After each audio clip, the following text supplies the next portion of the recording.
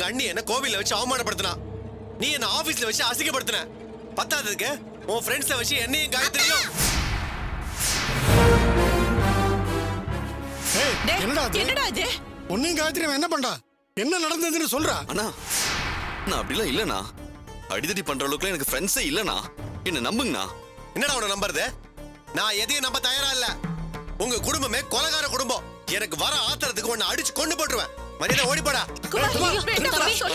என்ன பதல? பண்ண தப்புக்கு மன்னிப்பு கேட்க தான் வந்தேன். பண்ணாத பழி ஏன் மேல போடுறீங்க?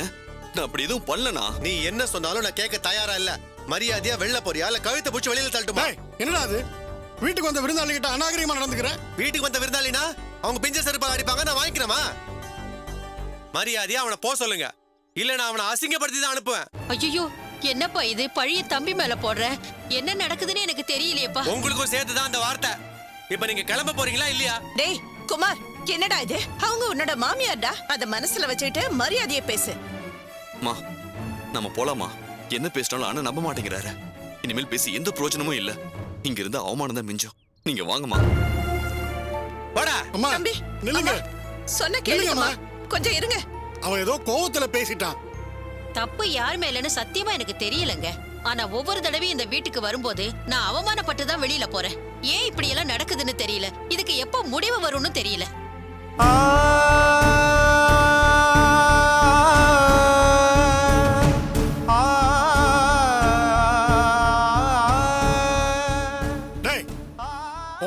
போக்கே சரியில்லை. கையில என்ன அடிபட்டிருக்குன்னு கேட்டா ஏதோ கார்ல கிழிச்சுக்கிட்டேன்னு சொன்ன. இப்ப அவங்ககிட்ட என்னமோ அடி தகராறுன்னு வேற சொல்ற. உண்மையிலே என்ன நடந்தது? ஏன் மறைக்கிற நீ? அதெல்லாம் ஒண்ணும் இல்லப்பா. அவங்க போறோட நீங்க ஆரம்பிச்சிட்டீங்களா?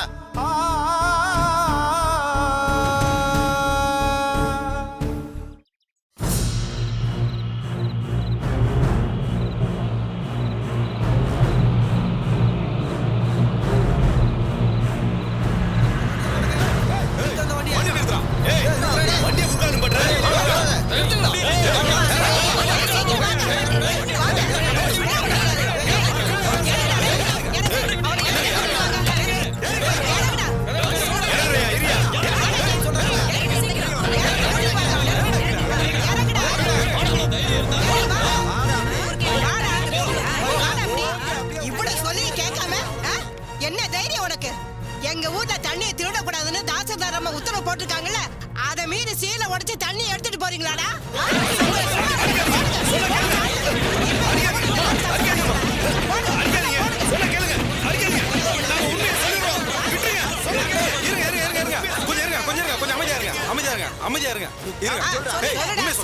சொல்லிடுறோமா. நாங்க வெறும் வேலைக்காரங்க தாம்மா. சீலை உடைச்சு தண்ணியை திருட சொன்னது எங்க ஐயா தாமா. பொய் சொல்லலாமா? உண்மையதாமா சொல்றோம். கொஞ்சம் அமைதியா இருங்க. பொய் சொன்னேன்னு வச்சுக்க, அப்பி ஞாபகத்துல வச்சுக்க. அம்மா, தாசில்தார் சத்யா மேடம் இருக்காங்கல்ல, அவங்க புருஷனோட அண்ணன் பேரு தான் ராஜு சிதம்பரம். தாசில்தார் மேடம் தான் சீலை உடைச்சு தண்ணியை கடத்திக்கோங்கன்னு சொன்னாங்க. அவங்க பர்மிஷன் கொடுத்ததுனால தான் நாங்க இப்படி செய்யறோம். என்னடா பொய் சொல்றியா? அவங்க எல்லாம் அப்படி செய்யறவங்க கிடையாதுடா. அவங்க எல்லாம் நல்லதுதான் செய்வாங்க. நீ பொய் சொல்லடா. சொந்தக்காரங்க பிசினஸ் மூடுறதுக்கு யாருக்கு தாமா மனசு வரும்? அந்த அம்மா சொன்னதுனால தான் நாங்க தண்ணியவே கடத்துறோம். எங்களுக்காக அட்டை கம்பெனியை மூடி சீல் வச்சவங்கடா. டேய், பொய் சொல்லாத. பொய் சொல்லாம உண்மையை சொல்ல போறியா இல்லையாடா? டேய், ஓய் குச்சிரோடா. அட்டை கம்பெனி யாரோ மூணாவது மனுஷங்களுது. ஆனா இது அவங்க சொந்தக்கார கம்பெனி இல்ல. அப்புறம் எப்படி மூடுவாங்க? அதான் அவங்க இப்படி செய்ய சொல்லிருக்காங்க. அதை நம்ம யோசிக்கணும்லமா. ஏய், இவனுக்கு நம்ம விடக்கூடாது. அந்த தாசில்தார் அம்மாவை நம்ம சும்மா விடக்கூடாது. அவங்களை எதிர்த்து நம்ம எல்லாம் ஒண்ணு சேர்ந்து போராடணும். இவங்க ரெண்டு பேரையும் போலீஸ்ல நம்ம புடிச்சு கொடுக்கணும்.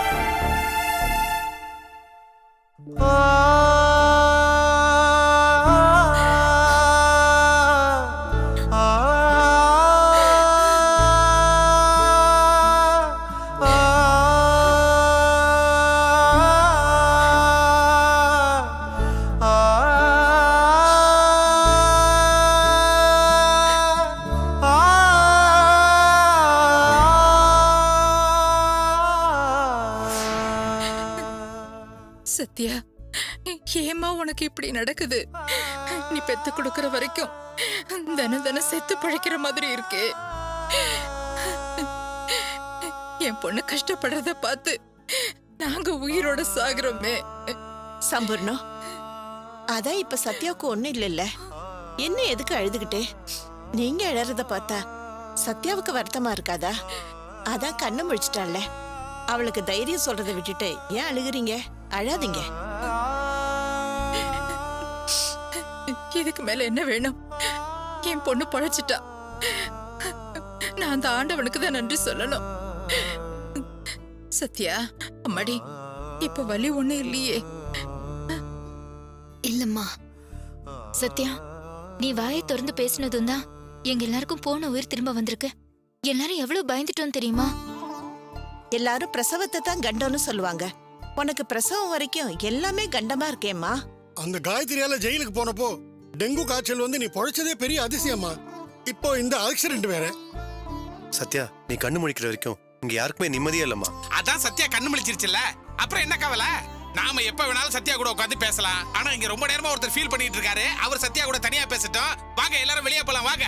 பரவாயில்லையே, நீங்க கூட அறிவுபூர்வமா யோசிக்கிறீங்க. இது உனக்கு தெரியுது, ஆனா மத்தவங்களுக்கு தெரிய மாட்டேங்குது. வாங்க எல்லாரும் வெளியே போலாம் வாங்க. வாங்க. மா, வாமா.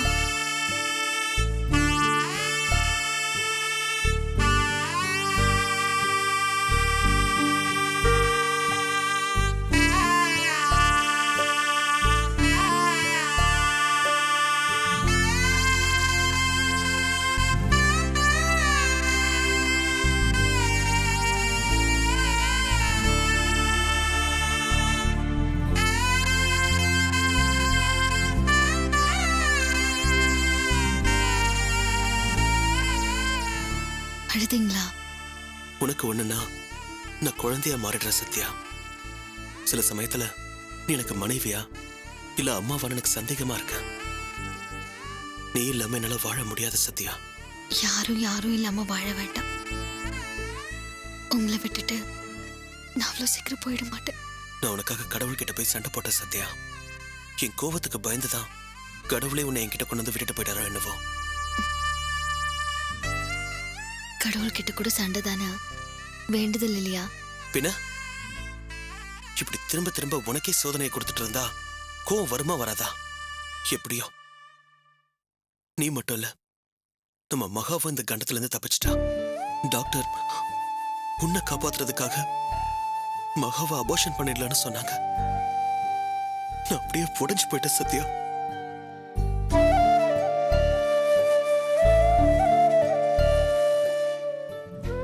மகாவை பெத்து உங்க கையில கொடுக்காம நான் விட மாட்டேங்க.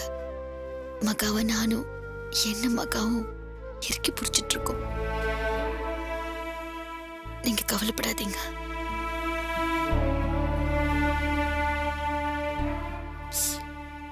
என்னங்க, அந்த டிரைவரை பிடிச்சிட்டாங்களா? யார் சொல்லி அந்த ஆக்சிடென்ட் பண்ணானா? சொல்ல கஷ்டமா இருக்க சத்யா. இந்த ஆக்சிடென்ட் செஞ்சு உன்னை கொல்ல பார்த்தது வேற யாரும் இல்ல, நம்ம ராஜு தான்.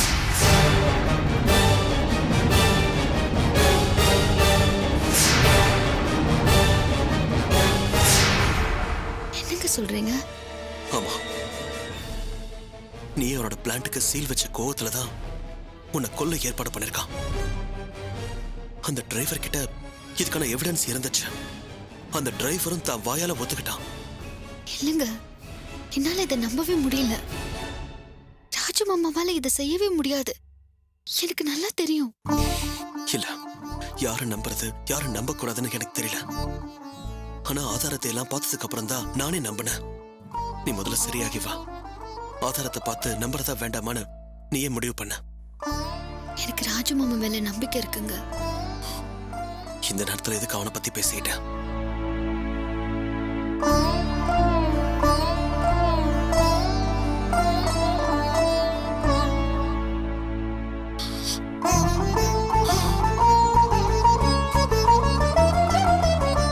நம்ம மகா பாப்பா என்ன சொல்றா? அம்மா, நீ கவலைப்படாத. நான் அப்பாவுல பாதி, அதனால எந்த ஆபத்து வந்தாலும் நான் பயப்பட மாட்டேன். ஆனா அப்பா ரொம்ப அழுமூஞ்சியா இருக்காருன்னு சொல்றா. ஐயோ மகா பாப்பா, அப்பா ரொம்ப தைரியசாலிதாம்மா. ஆனா உனக்கோ உங்க அம்மாவுக்கோ ஏதாவது ஒண்ணுனா உங்க அப்பா கோழையா மாறிடுறான். என்ன பண்றது? ஒவ்வொரு மனுஷனுக்கும் ஒரு வீக் பாயிண்ட் இருக்கும். உங்க அப்பாவுக்கு நீயும் உங்க அம்மாவும் தான் வீக் பாயிண்ட். அதையும் பிளஸ் பாயிண்டா மாத்திக்கிறது தான் புத்திசாலிதானு உன் அப்பா கிட்ட சொல்லி செல்லும். இனிமேலோட அப்பா தைரியமா இருக்க முயற்சி பண்றேன். Excuse me sir. சார் உங்களை டாக்டர் கூப்பிடுறாரு. நான் போயிட்டு வந்துடுறேன். டாக்டர் உட்காருங்க. இந்த மாதிரி நேரத்துல இப்படி ஒரு விஷயத்த சொல்ல கஷ்டமா தான் இருக்கு. ஆனா சொல்லித்தான் ஆகணும். எதுவா இருந்தாலும் சொல்லுங்க டாக்டர். உங்க ஒய்ஃப்க்கு வயித்துல தான் அடிபட்டு இருக்கு. அது உங்களுக்கு தெரியல? தெரியும் டாக்டர். அதுக்கு தானே குழந்தை உயிரை காப்பாற்ற முடியாதுன்னு நீங்க சொன்னீங்க. இப்பதான் அம்மாவும் குழந்தையும் நல்லா இருக்காங்கன்னு சொல்லிட்டீங்களே, அப்புறம் என்ன?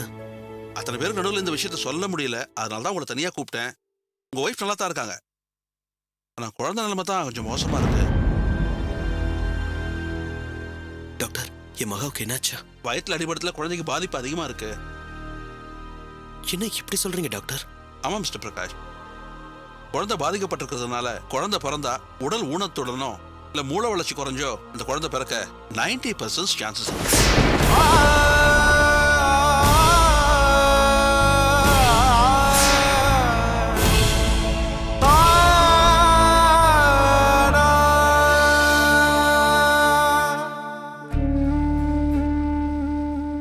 அப்போ மகா ஊனத்தோட தான் பிறப்பாளா? அதுக்கு நான் ஒரு யோசனை சொல்றேன். ஊனமுற்ற குழந்தைனா கூட ஓரளவுக்கு சமாளிச்சுக்கலாம். ஆனா மனவளர்ச்சி குறைஞ்ச குழந்தைனா உண்மையிலே இந்த வாழ்க்கை அந்த குழந்தைக்கு தண்டனை ஆயிடும். மூளை வளர்ச்சி இல்லாம பிறந்து அந்த குழந்தை கஷ்டப்படுறதை விட இப்பவே அதை அபார்ஷன் பண்ணிடுறது பெட்டர். யோசிக்காம நோ சொல்றீங்களே பிரகாஷ்? இதுல யோசிக்க எதுவுமே இல்லை டாக்டர். மகா எங்க குழந்தை? நாங்க தவறந்து வாங்கின வரோம். அதுக்கு எங்க குழந்தை? அவ்வளவுதான். அவளை இந்த உலகத்துக்கு வராதன்னு சொல்ற உரிமை யாருக்குமே இல்லை doctor. Are you sure? Definitely. எங்க மகா எப்படி பிறந்தாலும் எங்களுக்கு சந்தோஷம்தான். அவ எப்படி பிறந்தாலும் அவளை நாங்க வளர்ப்போம், நாங்க பாத்துக்குவோம். தயவு செஞ்சு இன்னொரு தடவை அபார்ஷன்ற வார்த்தையை சொல்லாதீங்க. அதனால தாங்கிக்க முடியாது. குழந்தை பிறக்கிறதுக்கு முன்னாடியே குழந்தை மேல நீங்க வச்சிருக்கிற பாசத்தை பார்த்தா எனக்கு ஆச்சரியமா இருக்கு. இந்த நிலைமையில உங்க குழந்தை ஆரோக்கியமா பிறக்கணும்னு நான் மனசார ப்ரே பண்ணிக்கிறேன். டாக்டர், என்கிட்ட சொன்ன மாதிரி தயவு செஞ்சு என் ஒய்ஃப் கிட்ட சொல்லிடாதீங்க. அவளால தாங்கிக்க முடியாது. நோ நோ நோ, அவங்ககிட்ட இதை பத்தி நான் பேசவே மாட்டேன். Thanks doctor.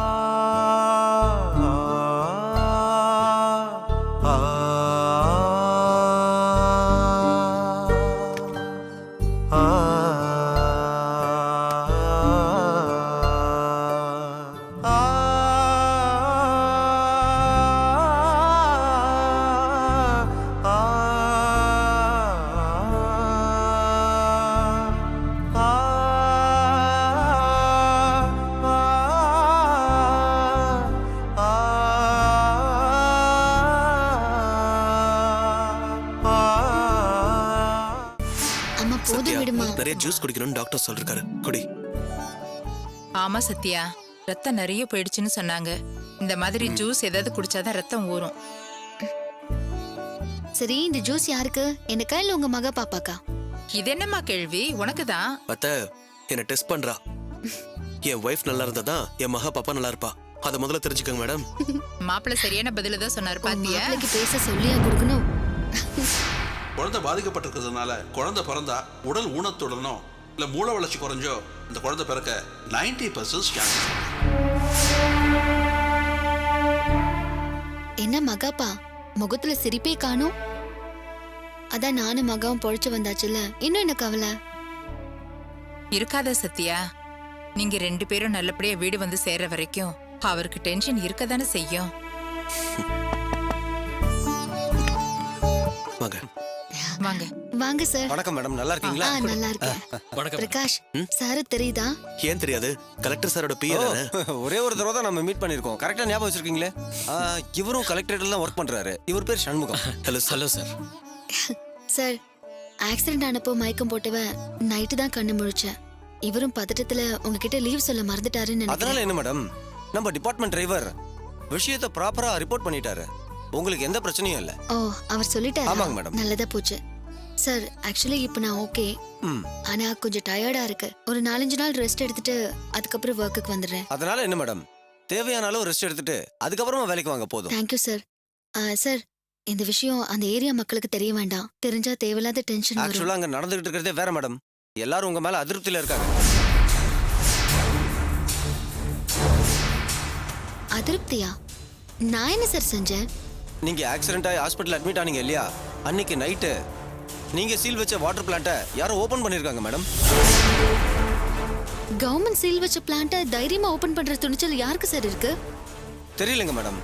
ஆனா அவங்க சீலை உடைச்சு அந்த கமர்ஷியல் போர்வெல்ல இருந்து லாரியில தண்ணி ஏத்திட்டு போய் நைட்டோட நைட்டா ட்ரிப் அடிக்க பாத்துருக்காங்க மேடம். என்ன சார் இது அராஜகமா இருக்கு? சீல் வச்ச பிளான்ட் ஓபன் பண்ணதே தப்பு. இதுல கமர்ஷியல் போர்வெல்ல இருந்து தண்ணியை வேற எடுத்து ட்ரிப் அடிச்சிருக்காங்களா? அந்த ஏரியா ஜனங்க சும்மா விட்டாங்க? விடல சார். அந்த லாரியை மடக்கி பிடிச்சு டிரைவருங்க 2 பேரையும் போலீஸ்ல ஹேண்ட் ஓவர் பண்ணிருக்காங்க. நல்ல விஷயம் தானே. இதுல எதுக்கு என் மேல அதிருப்தியில இருக்கணும்? பிடிப்பட்ட 2 டிரைவரும் நீங்க சொல்லிதான் ட்ரிப் அடிச்சதா சொல்லிருக்காங்க மேடம்.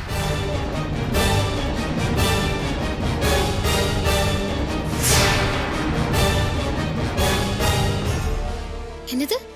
நானா? நான் எதுக்கு தண்ணி திருட சொல்ல போறேன்? இது என்னங்க அக்கிரமமா இருக்கு? அது உங்க ரிலேஷனோட பிளான்ட். அவருக்கு ஹெல்ப் பண்றதுக்காக நீங்களே பிளான்ட்டை திறக்க சொன்னதாவும், நீங்க தான் தண்ணி திருட ஐடியா கொடுத்ததாவும் அந்த டிரைவருங்க வாக்குமூலம் கொடுத்துருக்காங்க மேடம். என்ன சார் இது அநியாயமா இருக்கு? அந்த பிளான்ட்டை மூடினதால சத்யா மேல கோவப்பட்டு என் அண்ணனே சத்யாவை மர்டர் பண்ண பார்த்திருக்கான். அவனுக்கு போய் சத்யா ஐடியா கொடுத்திருப்பாளா? இது அவங்க நம்புறாங்களா? நம்புறாங்களே சார். மேடம் மேல சந்தேகப்பட்டு அந்த ஊர்க்காரங்க எல்லாரும் கலெக்டரேட்டுக்கு வந்து பெரிய போராட்டம் பண்ணி பிரச்சனை பண்ணிட்டாங்க. அந்த விஷயத்தினால கலெக்டர் உங்க மேல அதிருப்தியில இருக்காரு. அதனால உங்களுக்கு மெமோ கொடுத்திருக்காரு. கொடுங்க, இந்தாங்க மேடம்.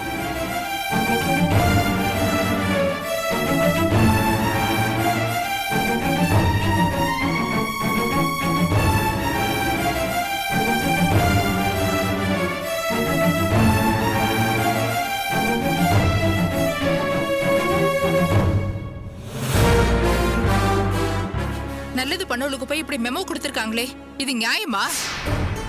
டிபார்ட்மெண்ட் என்கொயரி பண்ணாம கலெக்டர் மெமோ கொடுத்திருக்காரு. இது சரியா சார்?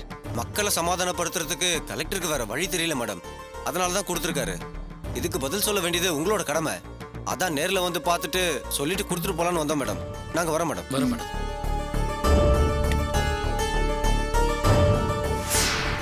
என்னங்க இது அநியாயமா இருக்கு? செய்யாத தப்புக்கு விசாரணையே இல்லாம மெமோ கொடுத்திருக்காங்க. இது அக்கிரமம் மாப்பிள்ள. ஊருக்காக நேர்மையா உழைச்சவளுக்கு இதுதான் பரிசா? அந்த 2 டிரைவர்களையும் யார் இப்படி சொல்ல வச்சிருப்பாங்க? உனக்கு எதிராக ரொம்ப பெரிய சதி நடக்குது. இதை யார் செஞ்சிருந்தாலும் அவங்கள விடக்கூடாது. ஆமா மாப்பிள்ள, சத்யா ஒரு பழியோட இருக்க கூடாது. ஏதாவது செய்யுங்க.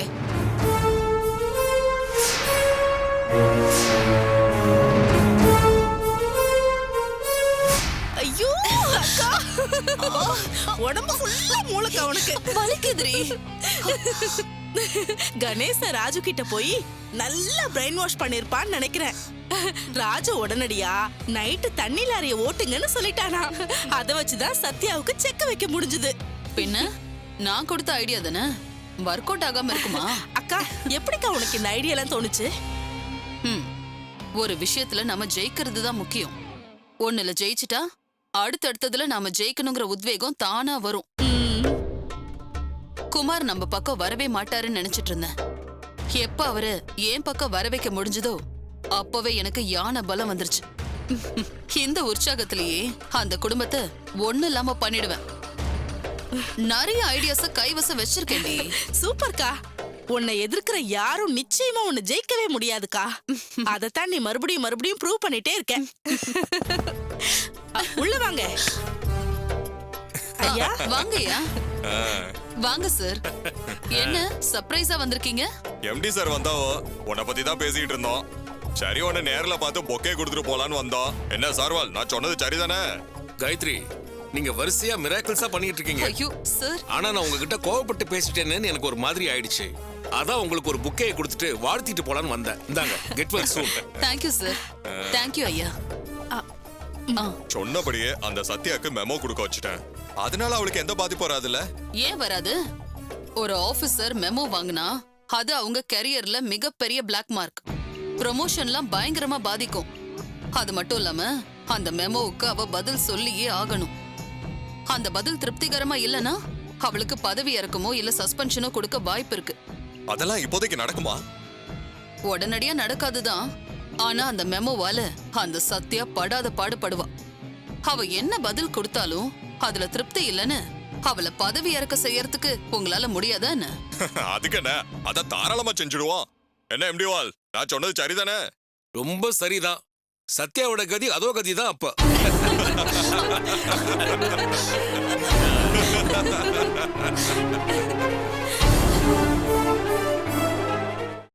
நான் அவ்வளவு சொல்லியும் நீங்க யாரும் கேட்கல. பண்ணுங்க, எல்லாரும் கீழே இருக்கிற சப்ஸ்கிரைப் பட்டனை பிரஸ் பண்ணி நல்லா சப்ஸ்கிரைப் பண்ணுங்க. அதோட ஏன் நிறுத்துறீங்க? அப்படியே சப்ஸ்கிரைப் பட்டனுக்கு பக்கத்துல இருக்கிற நோட்டிபிகேஷன் பெல் சிம்பலையும் பிரஸ் பண்ணுங்க. அப்பதானே அந்த சத்யா பிரகாஷ் அதான் உங்க சாகாஷ் நான் என்ன கதி பண்ண போறேன்னு நீங்க ஃபர்ஸ்டா பார்க்க முடியும். பண்ணியாச்சுல?